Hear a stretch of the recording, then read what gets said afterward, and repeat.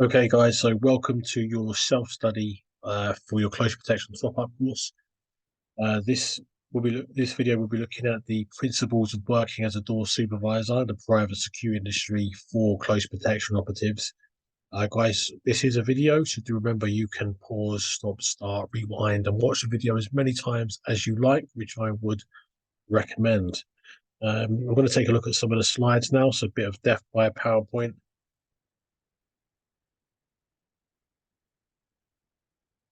Okay, so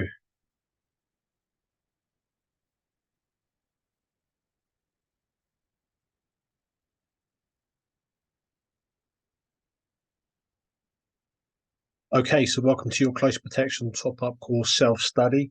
In this video, we'll be looking at the principles of working as a door supervisor on licensed premises for close protection operatives.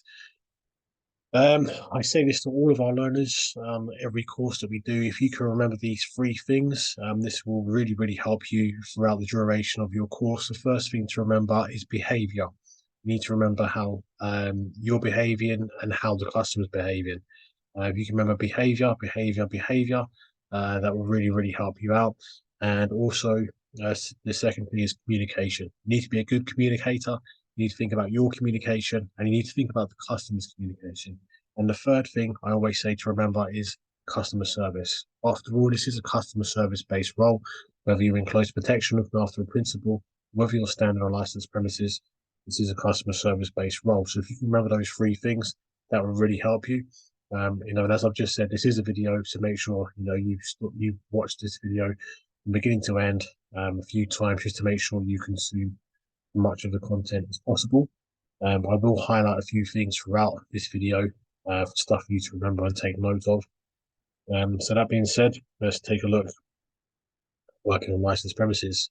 With the Licensing Act of 2003, now this is focused on the promotion of four main licensing objectives. When we get to that, I do want you to take note of those four licensing objectives. I do want you to take note of those and make sure you write them down, because everything we do on licensed premises comes off the back end of the four licensing objectives, which you're about to see and find out for yourselves.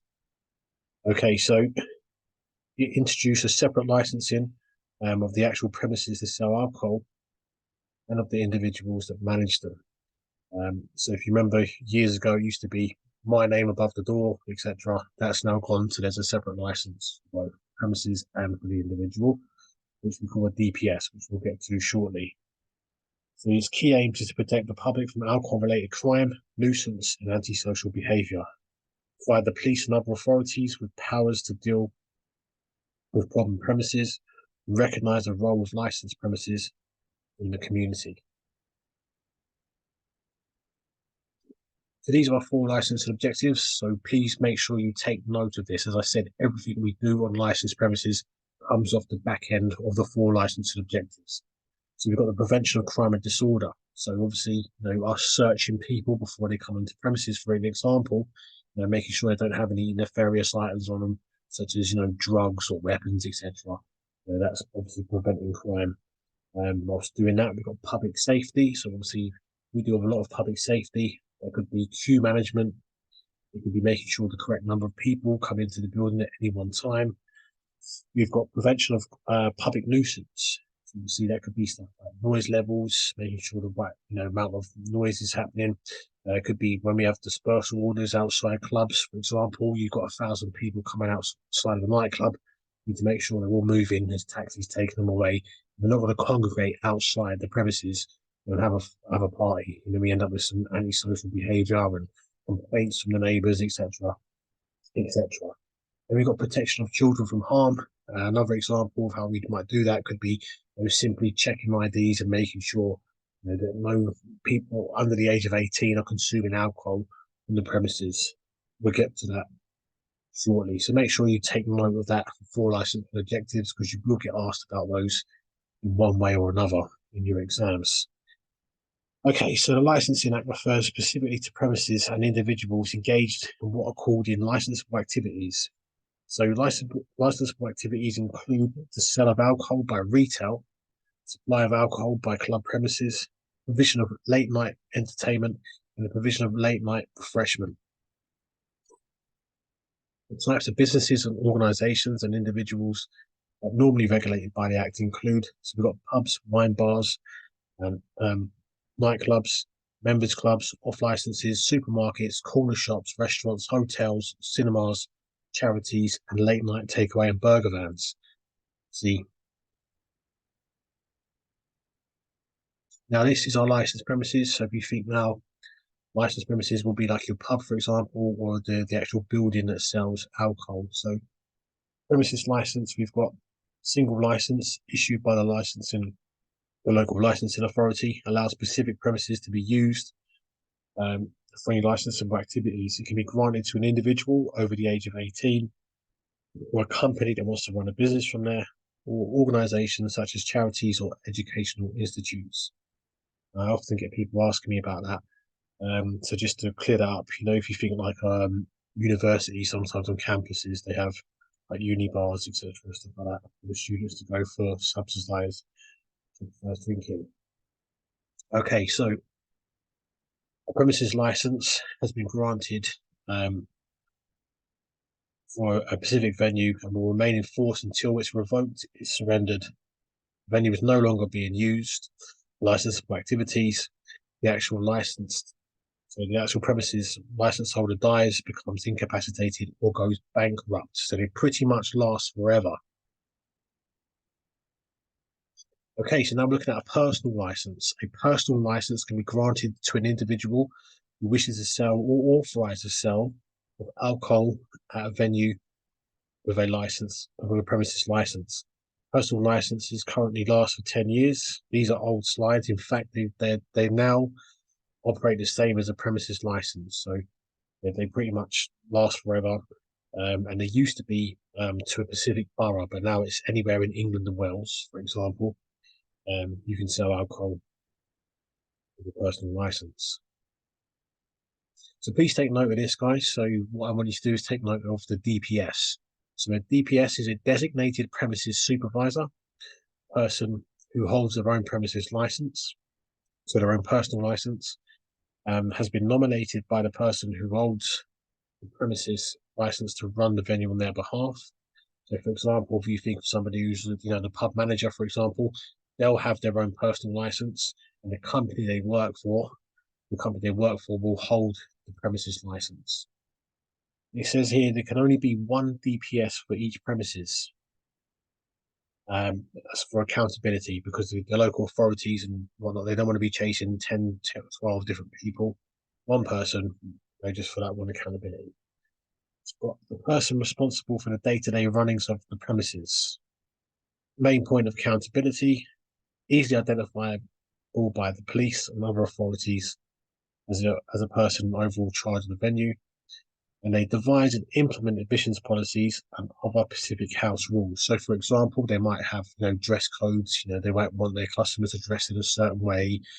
Where they might change the entry codes to you might need to be a certain age to get in. Instead of 18, it might be 21 or. Okay, so as door supervisors, we act as agents to the DPS. We need to work under the direction of DPS at all times, enforce the admissions policy and house rules on the DPS's behalf, work to help run the venue in line with the 4 licensing objectives. Okay, so now we're looking at entry control. So to provide proper control at the point of entry is important too. Meet and greet potential customers in a courteous and professional manner. So again, we're talking about behavior and customer service. So obviously these are, you're the very first point of contact. You're the very first people that the customers are going to come into contact with. So if you're standing there all moody, they're going to think, I'm not going in there, and you're going to lose the venue business. So we need to provide good customer service. So provide good customer service, reduce the chances of conflict at the entrance. So we can do that, by the proactive service delivery. It could be going up and down the queue and telling customers what to expect. Whether they got a show ID or if they've had too much to drink, we might have to, tell them they're not going to come in. The clothes they're wearing isn't acceptable or whatnot. Then we've got safety control, the entry of customers and ensure the safety inside. So we need to make sure the correct number of customers are coming in at any one time, enforce admissions policy on behalf of the DPS, carry out search procedures where required. So sometimes, depending on the venue where you are, you could have, a general policy that means that everybody gets searched. You could be, random, stopping people at random, or it could be specific. So, people that have got bags or whatnot, depends on the policy of the place you're working in. Now we've got to monitor the numbers of people coming in, monitor and assess the attitudes and behaviour of potential customers. And the reason we do that is obviously if somebody's giving you attitude and they've got bad, behaviour or bad attitude before they enter the venue, if they're like this now, what are they going to be like in 5 or 6 drinks time? And now, what could happen inside the venue? And obviously you've got to deal with that as a security operative. You'll have to get them out. So obviously you want to try and deny access to unwelcome and unsuitable people. So unsuitable people and unwelcome people obviously could be known troublemakers or people that are already barred, etc. So using effective communication techniques at the point of entrance helps us to build good relations, manage customer expectations, reduce incidents of conflict, enhance the reputation of the staff and the venue itself. As I was just saying, like good queue management, you could be going up and down the queue. You might want to let people know how long they might be waiting. If you're at full capacity, you want to let your customers know. They might count down the queue and go, right, these 10 will get in, you guys won't. The last thing you want is those people standing in a queue for another hour. They get to the entrance and now all of a sudden they're told they can't come in. And all you have to do is explain that to them an hour ago and they could have gone somewhere else. Obviously, they're going to get frustrated and angry. And you could end up in a conflict situation because of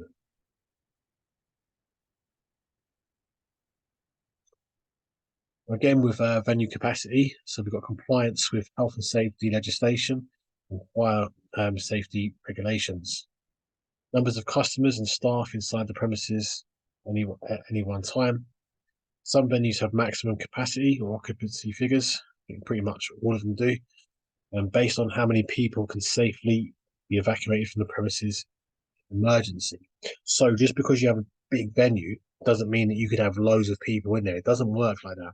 It's worked on how many people could be evacuated from the premises safely. So there was one venue we had over in Shepherd's Bush that we used to look after a few years ago. The place was like a TARDIS. From outside, it looked really, really small. We went through these doors, and when you go inside, the pub was huge. You could easily hold 300 people there, easily. But the way the doors were positioned, they were offset. So as people were leaving, they would have to zigzag out. So the local authorities did the assessment, and based on that alone, they only allowed 91 people to be in the premises at one time. And as I said, the space inside, you could easily have 300, 350 people in there, the outside area and everything. Because of those doors, they were reduced to 91 people. Okay, so it ensures the safety and comfort and enjoyment of those inside.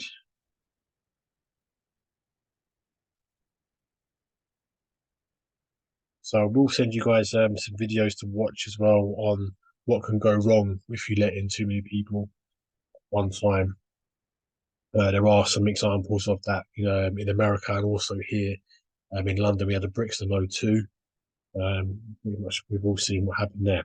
So handheld counters, we won't go into this. It says here about using, one counter for in, one counter for out. This is 2024. We've got digital counters now. We can count exactly how many people are coming in and out on one counter. Okay, so now we're going to look at refusals. This does happen a lot on licensed premises, sadly. You do have to refuse entry to people. Entry can and should be refused for the following reasons. The venue is already at full capacity figures. So if they're at full capacity, no one comes in. So that means if a manager comes to you and says, oh, these guys are all right, they're my mates, let them in. No, that's it. We're at full capacity. Simple as that. The customer is under the influence of alcohol or drugs. So again, good queue management would be going up and down the queue and stopping these people from getting to the door in the first place. So if you're at a large nightclub, for example, what we would do is we go up and down the queue, speaking to people, hello, good evening, have you had a good evening, where have you been, have you drank, and we'll be checking for the response. We'll be checking for the response from the customer. If they're like, thank you very much, madam, for coming. Fortunately, we won't be letting you in this evening. we can sort of stop that from happening beforehand because of good queue management. The customer is underage or cannot provide age or prove their age suitably. So we'll be looking at the types of ID that we can accept, which we'll talk about shortly. Inability or refusal to pay an entry fee. I've seen that a few times on premises. A refusal to be searched. So as I said earlier, there are, three types of searches that we do: are general, random, and specific. So if there is a general search policy, then you have to be searched before you come in, to the venue. If you refuse to be searched, then, we won't grant you entry. It's quite simple as that. Known troublemakers. Every area has them. In the security industry, a lot of the time we call them plastic gangsters. A lot of people come around, they think they're legends in their own head, but they come and cause bother, trouble. So we make sure that they don't get entry to the premises. Banned or subject to an exclusion order. So it could be around my area. I know a lot of people that are banned from the area when their football games are on, because they get involved with football violence. A poor attitude. As I've already pointed out before, if somebody's giving you a poor attitude and their behaviour is unacceptable before they come to the venue, or if we speak to them in a queue, for example, we need to nip that in the bud, because they're giving you poor attitude now. What are they going to be like? Another 5, 6, 8, 10 drinks time, and any other breaches of any reasonable venue specific entry rules or conditions. We need to make sure that people are complying with these conditions. Okay, so door supervisors working on licensed premises must maintain order. I mean, how many times do you see people on licensed premises? They stand on the front door, they're chatting, they're on their mobile phones, they're not paying attention. It's ridiculous. Need to maintain order, so we do that obviously by doing regular patrols, and checking and listening into conversations, not to be nosy, but to make sure nothing's getting heated, for example. And if there is, we have an early intervention. We can get in, speak to people, and calm things down. You may have to ask people to leave a pub or a club as a result of their behaviour. Again, there it is, their behaviour. So if the behaviour becomes unacceptable, you can ask them to leave. This is private property after all. As a last resort, you may have to physically eject people from the premises if they refuse to leave when asked. That does happen quite a lot, unfortunately. We do have to do that. So if you feel that you wouldn't be able to do that, maybe this isn't the job for you. I'd just like to put that out there now. Licensed premises offer what is called an open invitation to members of the public to enter, whether on payment or otherwise, for an evening's entertainment. This invitation, however, can be withdrawn at any time. So we all know we can go down to the local pub. All of us can walk in there, go and buy ourselves a beer or whatever we drink. We're all welcome. The minute our behaviour becomes unacceptable, then we can be asked to leave the premises. If we refuse to do so, then we will be trespassing. We'll talk about now. So door supervisors act on behalf of the DPS. The DPS, guys, again, is the designated premises supervisor. Have the right in law to refuse entry to anyone whose presence is not welcome. Okay, so we've gone through a few examples of people whose presence would not be welcome. Customers already on the premises may become trespassers if the invitation to remain is withdrawn if they refuse to leave. The door supervisors need to use the rules of trespass to remove unwanted people from the premises. So again, this might not just be licensed premises. I've got lots of friends in the industry, and we're involved in lots of venues and events and stuff like that. And we've had to deal with people like the likes of Extinction Rebellion and Just Stop Oil. This would apply to those people as well if they're on private property. Okay, so police powers. The Licensing Act of 2003 gave the police and other authorities specific powers in relation to licensed premises. Right to enter licensed premises at any reasonable time to assess the venue against the licensing objectives. So again, remember those 4 licensing objectives. They can enter to investigate whether licensable activities are taking place or about to take place, whether they're actually licensed, being held in accordance with the premises license itself and any of its specific conditions. And some venues come with like very stringent um, rules and conditions with their licensing. So, for example, there was a venue that we used to look after years ago called the Flying Dutchman in Camberwell. It was just an exhibition venue. So it come with very, very tight, stringent conditions with the licensing. We often got visits from the police to make sure that we were complying with those rules. We would turn up unannounced regularly. Okay, again, looking at police powers, the police may enter any time to search um, any licensed premises. They do not need a search warrant. They can come anytime they want. They do not need a search warrant.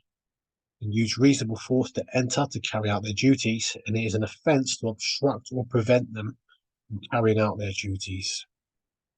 Now, there's another venue we looked after years ago, quite troublesome, and they used to have nights there. I'll cut a long story short, we did advise against these certain nights they were having, and eventually there was big trouble with the police, and they shut the venue down. So this is what happened to those guys. So the police also had the power of closure of specific licensed premises for up to 24 hours if they believe that there is a risk to public safety from disorder. It is necessary to prevent nuisance. So the police are allowed to use reasonable force to close premises if they need to. And trust me, guys, they will do it and they can do it. So obviously, we got to stay on top of things to make sure this doesn't happen and the business continue to make money. So again, now looking at closure orders, the police can apply to a magistrate's court for a closure order to close all licensed premises in a specific area for up to 24 hours if they anticipate public disorder or nuisance problems due to demonstration or large sporting events. It is an offence to open the premises whilst it is subject to a closure order. So you, again, as it says there, could be large sporting events. So obviously in the UK, and we have big rival football teams, and if the police have intelligence, for example, that something might be happening in an area, some organised violence, they'll just close everything down, make sure the fans get to the train station, and they move them away. Okay, so these are the authorised agencies, other authorised agencies that are allowed to enter premises to carry out their duties.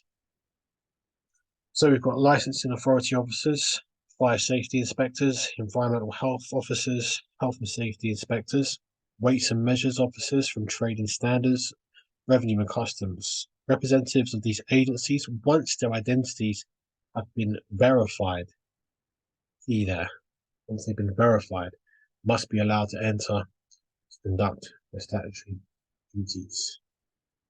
Again, as I said, guys, this is a video, so if it is going a bit fast for you, you can pause, rewind, watch again. Remember that. Okay, so now we're looking at children and young people. So the protection of children from harm is one of the 4 licensing objectives. The main aim to protect children from any form of harm arising from licensable activities, including psychological harm caused by adult entertainment, physical harm from unsafe premises, or alcohol. It is a moral as well as a legal duty to protect children and young people.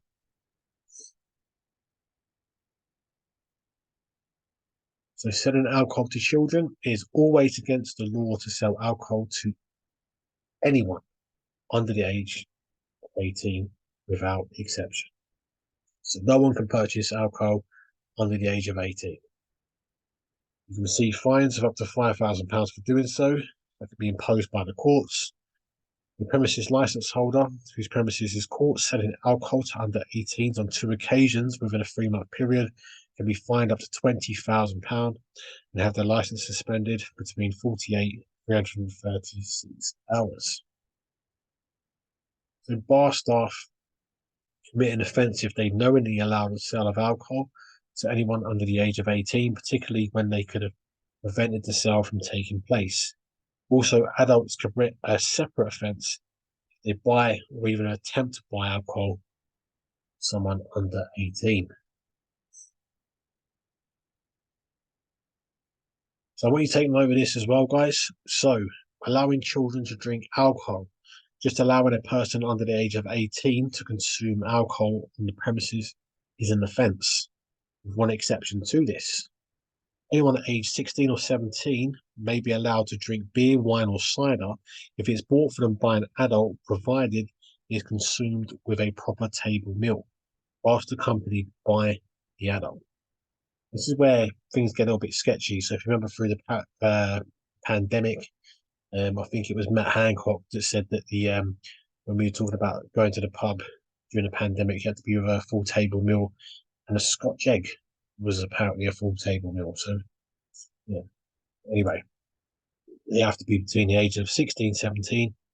They're allowed to drink beer, wine, or cider, provided it is bought for them by an adult.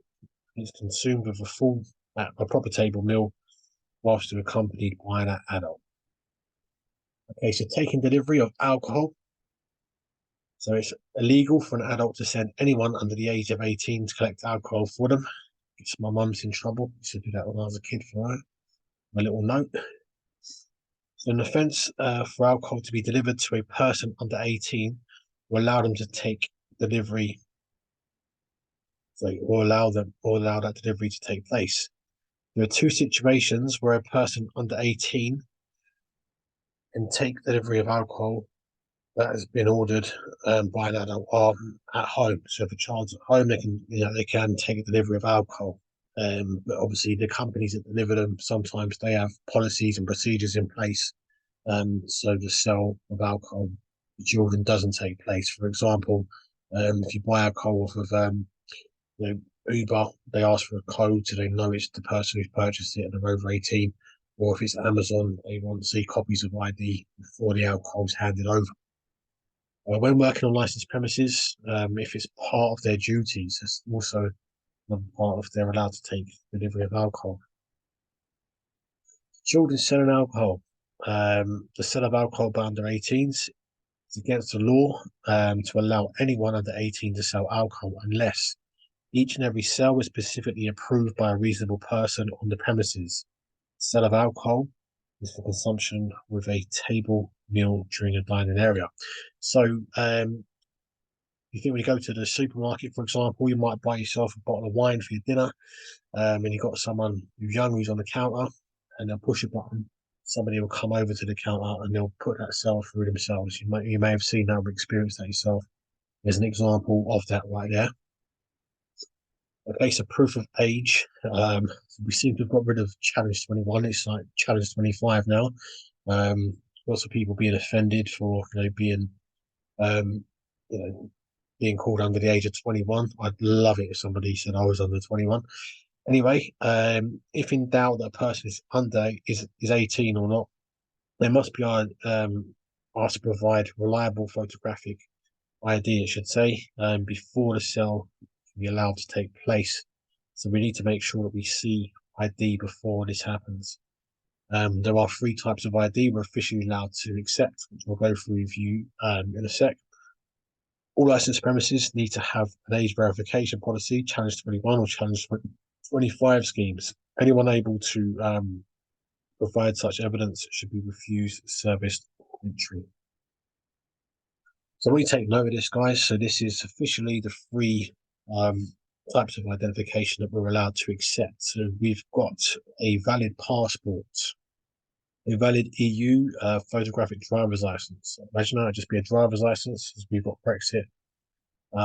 We've got pass, a proof of age standard scheme pass card with a hologram. So it's highly likely that's probably what you're going to get asked about in your exams, I would imagine, because passports and driver's license are pretty much a given.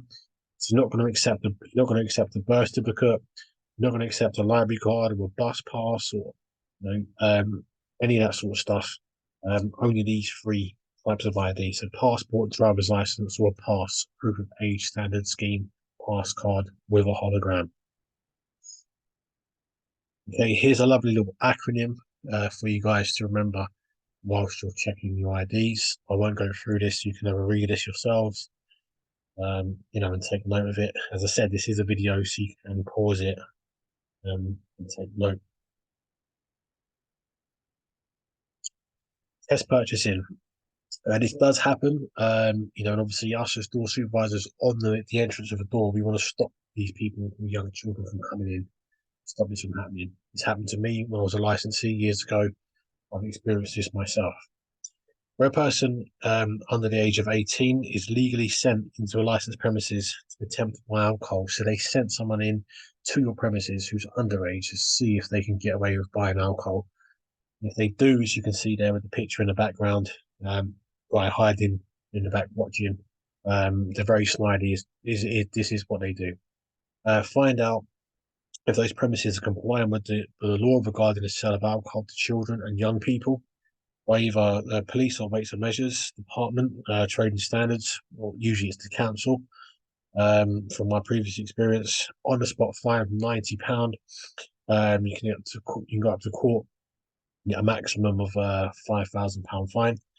Police or trading standards can ask for a review of the premises license, possibly leading to suspension or revocation.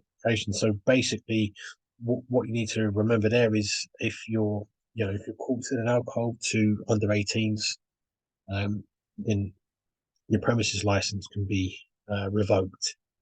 Again, that does apply to. I'm just putting this out there as well. Is violent incidents. Obviously, we need to call the police where need be. But a lot of the time, people call the police when it's unnecessary to do so. But that does go on the premises license. It comes up for renewal. They see how many times the emergency services have been called to the premises. Okay, so disorderly conduct, an offence to knowingly allow disorderly conduct to take place on licensed premises. You can get fines up to £1,000. Yeah, legal duty to prevent disorderly conduct.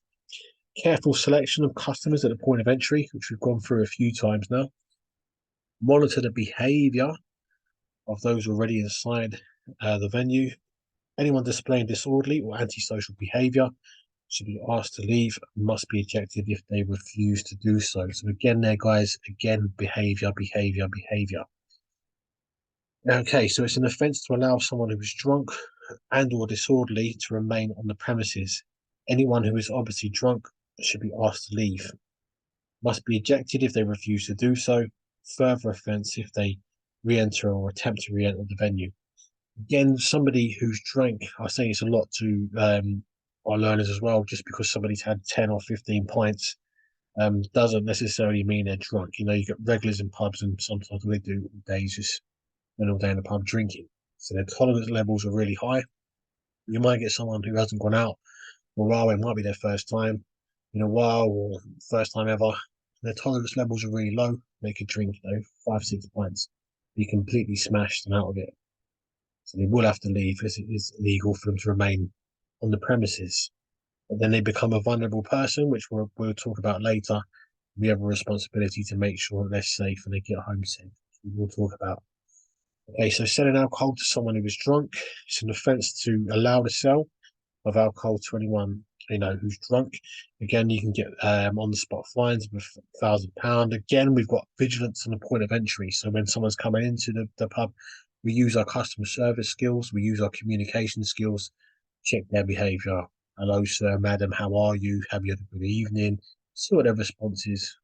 We can see how if they're slurring or watch them walk up to the venue, staggering. People who arrive already drunk must be refused entry to prevent them from receiving more alcohol once inside. Okay, so now we're just going to touch on gambling. So the 2005 Gambling Act states that certain gambling activities are permitted without authorization on licensed premises. So we've got equal chance games, we've got poker style games, but it says there with winning stake limits. So with stake limits, stake winning limits, small incidental raffles, customer lotteries, and bingo. So again, we've got equal chance games with stake winning limits, poker and poker style games with stake winning limits. So what I want you to take from that is, this gambling can take place, but it has to have a winning stake limit. If it doesn't have a winning stake limit, then we go into the Gambling Act. We're looking at casino stuff there, so it wouldn't be allowed on the premises. I won't stop too much on this because this is common sense now. Been around since 2007. You cannot smoke on licensed premises. It's a no-no. Okay, so prostitutes. Um, some of you might be quite familiar with prostitution and prostitutes and whatnot, um, depending on where you work or what you get up to. But it's an offence to allow prostitutes to solicit for business on any licensed premises. They're allowed to come into the venue for a meal or a drink, but they cannot apply their trade from there. It is also against law to allow any licensed premises to operate as a brothel.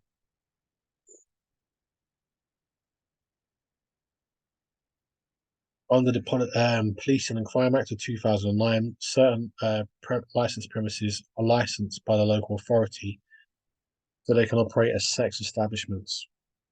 A sex establishment is basically any premises at which lap dancing or nudity is provided as entertainment for profit. Local authorities can grant a license for such activities on licensed premises, but will always attach stringent policies and conditions to it. Offences: it's the offence to run a sex establishment without a license, um, contravening any of the terms and conditions or restrictions of the license.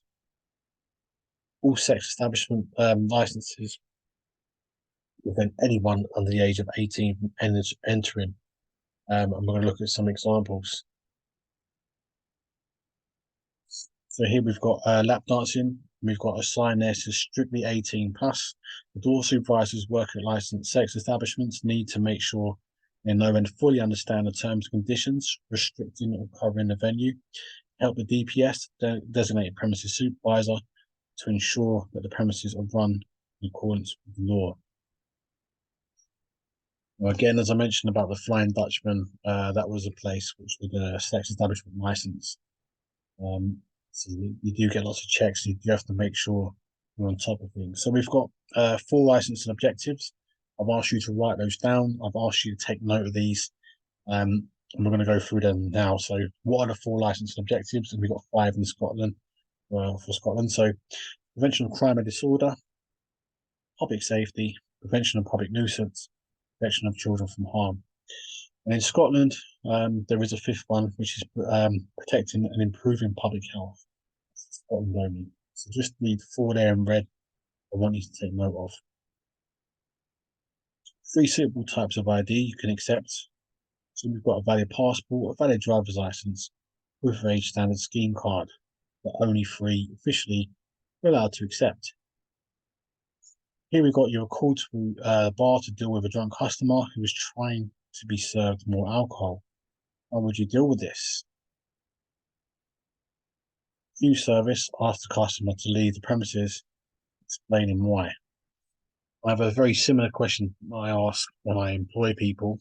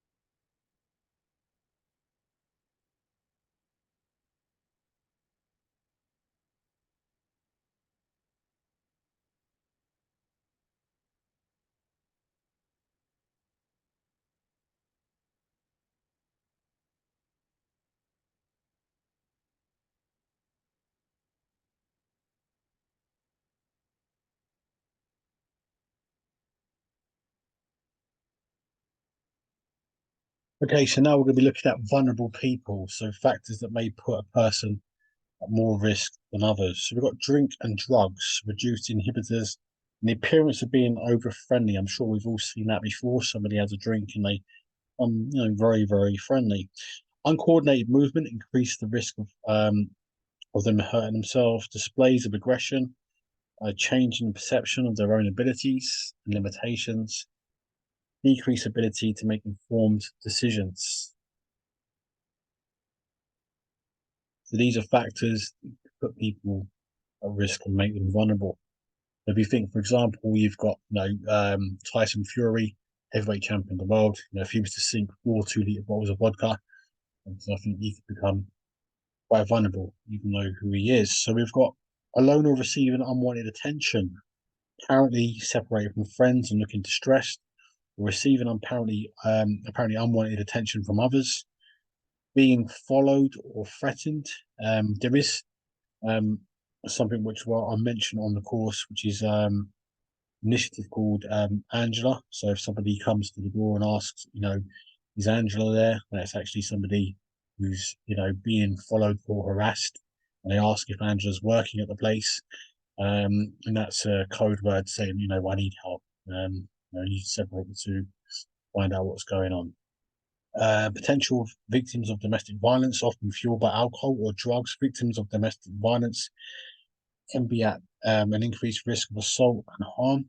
Young people, particularly children and those under the age of 18. Security operatives need to carefully consider the implications of vulnerable children and young adults who be using, passing, or leaving venues or sites. So you need to consider, do they require medical attention? Are there any friends or family nearby to assist? Do they have all their belongings with them? Are they under the influence of drink or drugs? How old are they? Who are they with? Are they being followed or harassed? So, the most common one there, we've got, are they ready with any friends or family nearby to assist? As we've already stated, it's illegal for somebody who's, drunk to remain on the premises, but we have a duty of care to make sure that person gets home okay. So that could be making sure that their friends, get hold of them, or their family could be there, or might be able to get in touch with friends or family to come pick them up. We've had to do that a few times on doors. People have had too much to drink.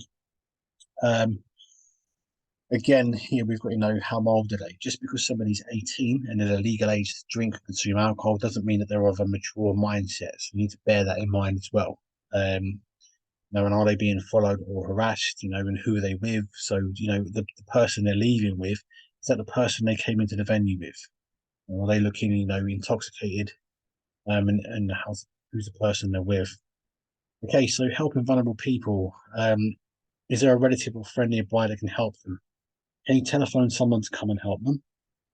As I said, we've had to do that before. We've had to get a brother or somebody to come and pick someone up to take them home to make sure they get home okay.